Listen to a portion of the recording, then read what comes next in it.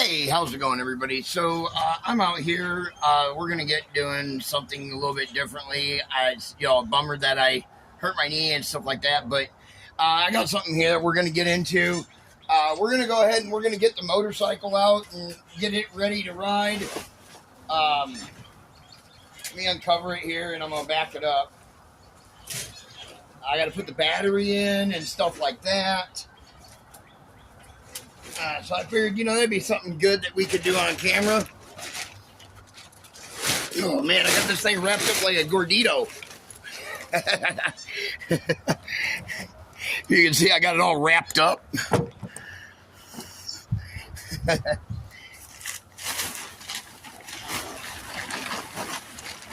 we go. Woo, is this thing dusty. I don't have a garage, so my bike sits underneath car tarps and stuff all winter. So it gets pretty dirty throughout the winter. Also, I ride my bikes in the winter time. I don't just let them sit. On nice days when there's no bad weather or ice or anything on the roads, I like to take my bike out on a nice cool, afternoon or something in the winter time. I'm going to turn you guys back around here. The other bike up there is going to Illinois come April. That's a surprise for later.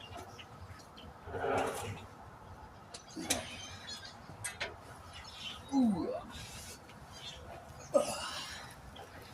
This bike's pretty heavy. You can tell it's been sitting a little while. You can hear the brake.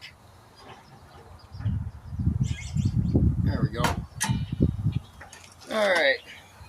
So, take our battery cover off here. I'll bring you guys over on this side so that way you can see what I'm doing. Bring you guys over here.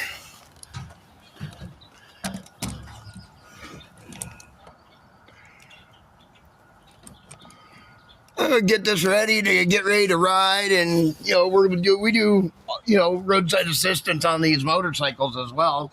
We do the small stuff on these, lockouts, jump starts, things like that.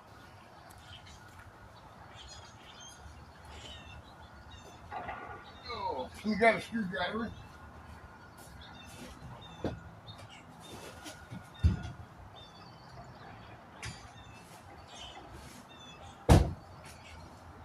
Hopefully I charge this battery up enough to so it'll start.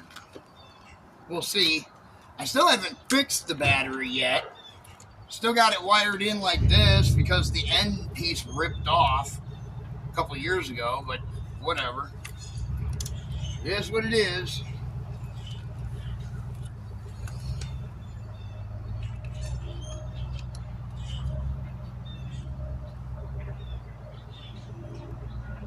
And it doesn't hurt anything, so it's not a big deal to fix it or nothing, so,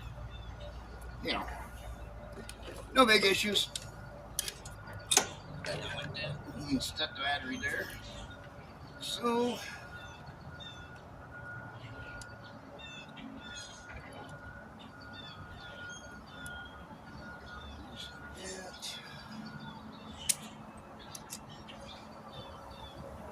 and probably half the people in the comments will say, well, you hooked the battery up backwards. You're supposed to hook up the other one first. Blah, blah, blah, blah, blah.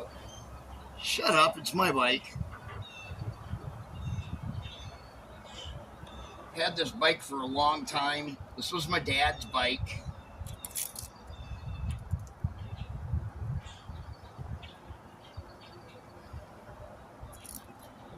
This bike is a 1996 Yamaha Virago 1100. It's got a couple little mods on it. Nothing special or anything. I know my dad redid like the cam and stuff like that, years ago. I believe when he bought it, he upgraded the engine just a tad bit or something. I don't know. No telling what he did, to be honest with you, to it. Come on, get in there. This is the downfall I always have with this bike is getting the battery to go back in the proper way here.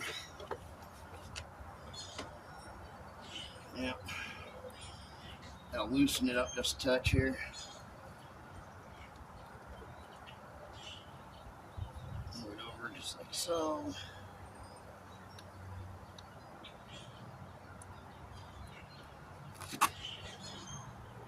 It's like me, it's a delicate flower. You know.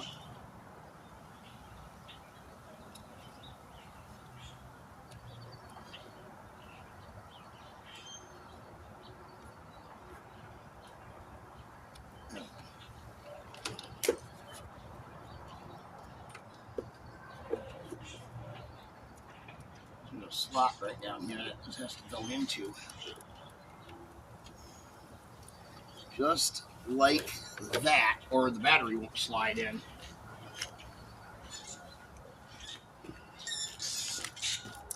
It's this battery is kind of tall. I mean, it's the right battery for the bike. Don't get me wrong, nothing like that. Yeah. When was the last time I started this bike? I didn't ride it this winter. Last time I took it out was in November.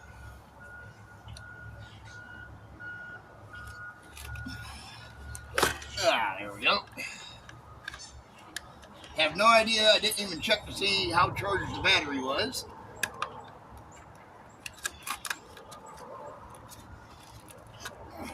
Make sure that's there so that way we can put this back on the proper way. Get on there. There we go. Alright.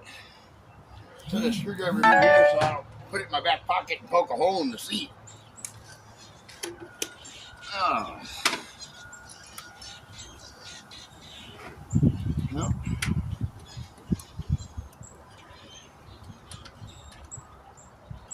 Yeah, figures. How's that battery completely dead? I did put it on the charger. Let me go get the jump box. Make sure I didn't hit the battery up backwards like an idiot. I don't really did though. No. But I still got to pull the battery out just a little bit. This is hard to do with this bike because of the way everything is set up in here. We have to take the negative off first.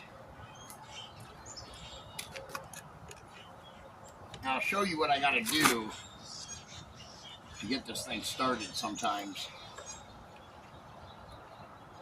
But it's only when I put the battery in or take it out, so there's that. Oh, that's the problem. Okay, never mind. My positive came off. My positive came off on it. Oh, let's see here.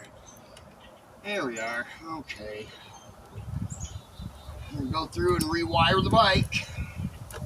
Again. Maybe. I don't know.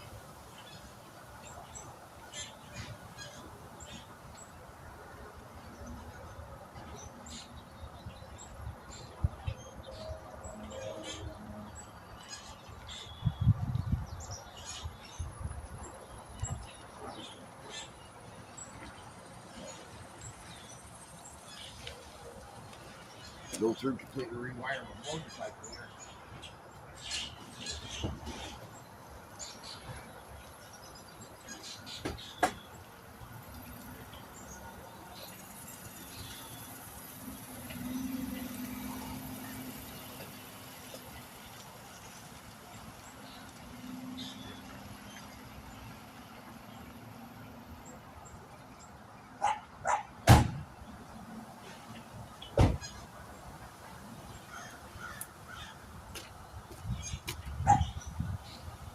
Love how my new neighbor over there just loves to come over and say, stop by and say, hey, you need to do this, you need to do that on your property. Get the hell out of here.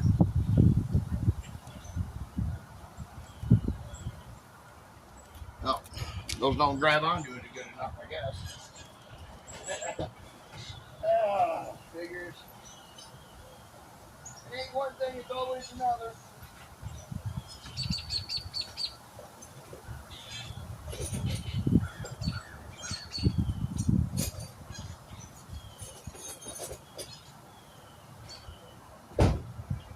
There we go. I got a pair of wire cutters here now.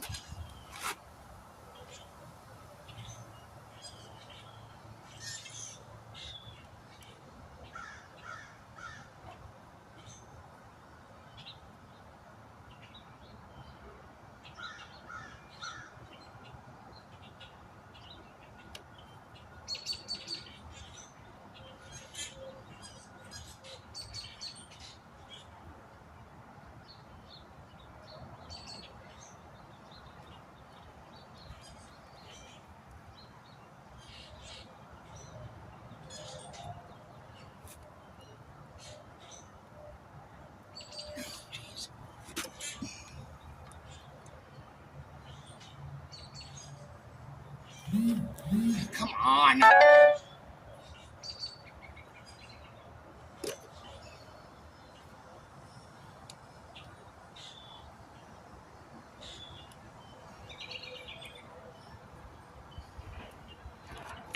Rip up my fingernail or something here.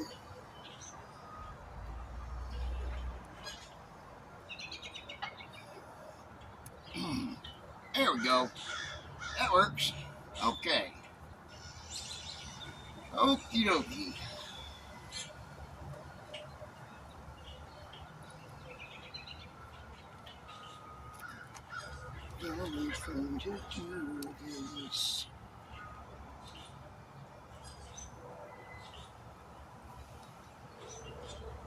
Yeah, it's always fun doing stuff like this.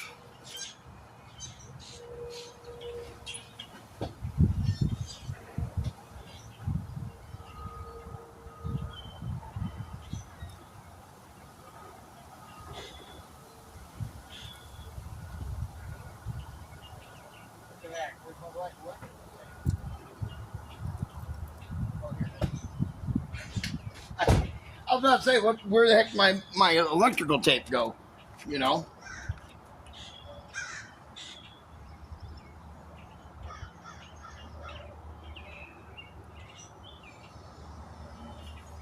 Now, I wouldn't recommend anybody doing this to their bike, but this is my bike. So, just remember that.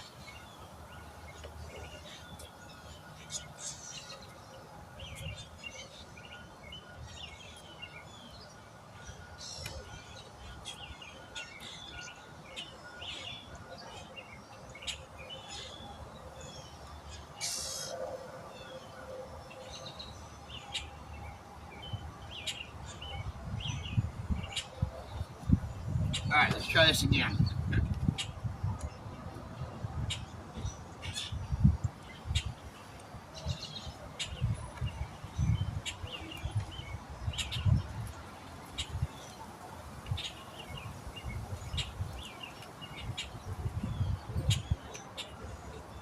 Oh, damn, that hurt my arm. I'm trying to even tighten that in.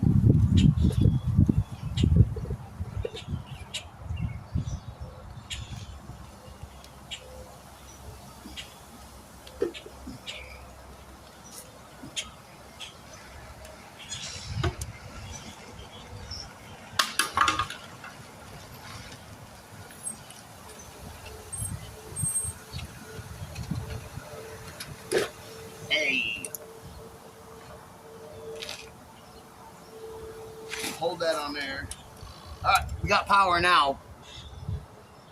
Now we got power.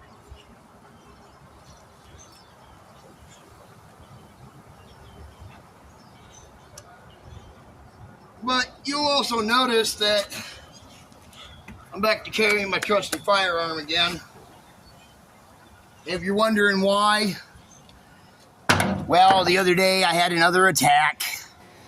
It was from a tow truck driver, but it wasn't from. This was personal, you know, not. It was business, but it was also personal, you know. He thinks that, you know, what I do, even though that I'm out away from this town most of the time, I'm away from this town. I don't really service the Dells area all that much. I do a lot of stuff here, but, you know, I mostly stay outside of town as much as I can. That way it leaves, you know, a little bit for everybody to have work. You know, I mean, there's plenty of work for everybody around here. But you know, I mean, I was threatened again and yelled at, and my face was gotten into, and you know, stuff like that. I, you know, I mean, was hands put on me? Maybe. Should I call the cops and report it? No, I'm not going to, because I'm not that type of person. Anyways, just so everybody's aware, when you see me carrying, you know that something has happened and I've been threatened and the calls have started again. And it happens all the time right before summer, like it is now in the spring. And it happens right at the end of the summer too, right about fall, when, you know, it's right before the winter hits. Every year this happens. And here's the messed up thing, is that, you know, when I was out there doing this job on the roads and charging people to come and put a tire on like this right here, to come and put a retire on or a new one, let me explain something. We would just go to Walmart and buy a cheap tire, and then we would up the price on that by about $100 or more. Then we would put our service fee onto it. By the time we were done, you were paying $350 to $500 for the roadside assistance or more. Everybody had no problems when I was charging people full price years ago. As soon as I started doing this for free, everybody has a problem with it. That's what I don't understand. Anyways, let's see if this bike will fire up.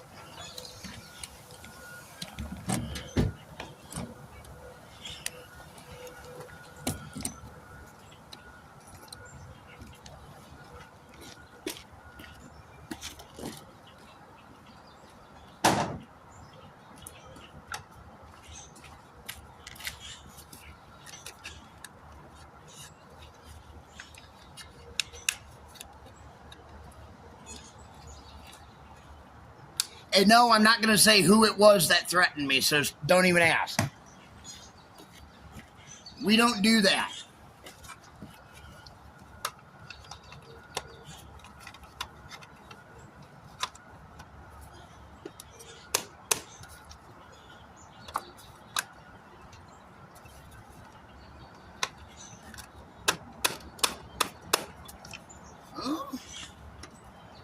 See here, what's hanging me up here?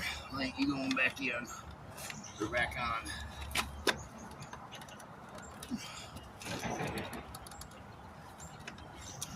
Oh. That's because it is on. Yeah. Alright. Let's see this baby will fire up. Oh, let's give her a little choke. A little rev. Whoa.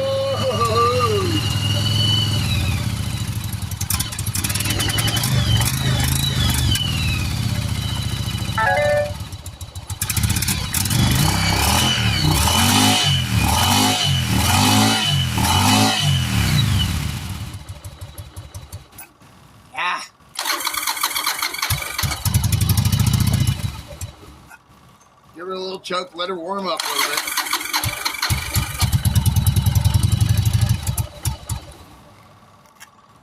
Oh shit!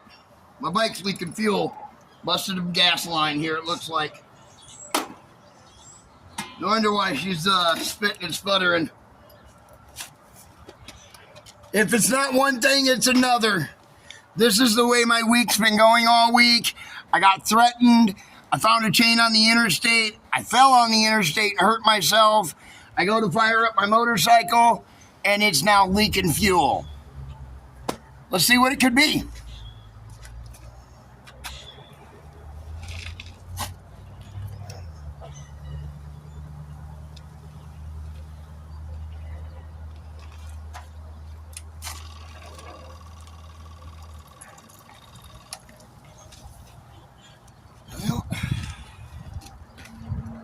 I'll have to get some Allen wrenches and take the air intake off here.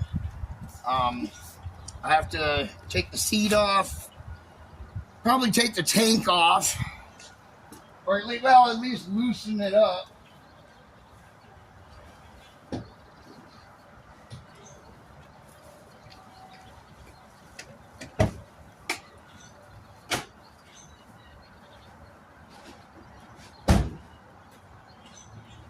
All right, well, I'll shoot a different video on fixing this fuel issue. DS Volt, and we'll catch you guys in the next one. Be sure to like, share, subscribe.